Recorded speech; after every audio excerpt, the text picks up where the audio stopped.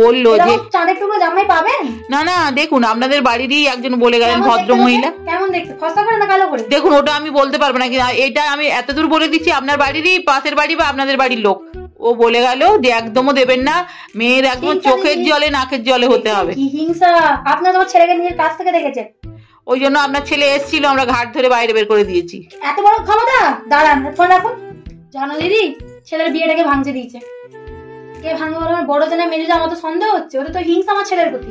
কিন্তু তুমি বলতে গেলে কি তোমার মুখ রাখবে? তোমার তো গালে মুখ ফাটিয়ে দিবে একবারে। চিনে আমায়, চিনে আমার ছেলে বিয়েটা ভাঙতে দিলে আমার ছেলে জর্দা পান খেয়ে পড়ে থাকে, বিড়ি খেয়ে পড়ে থাকে। ওই তো সেটাই। তুমি আমার সাথে যাবে ওদের বাড়ি?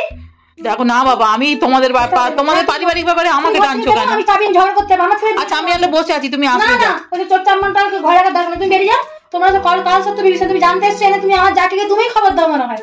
সবকিছু একটা জড়িত আমার ছেলের বিয়ে। এখন আমার ছেলে তো বুড়ো হয়ে যাচ্ছে, বলো তোমাদের কোনো দয়া মায় নেই?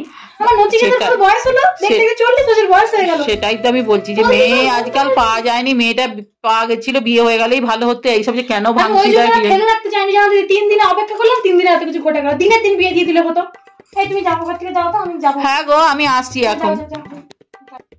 হ্যাঁ গো তোমার যা এরকম করে আসছে কেন? কি ও নিমন্ত্রণ করতে আসছে ছেলের বিয়ে না? ভূমিকম্প।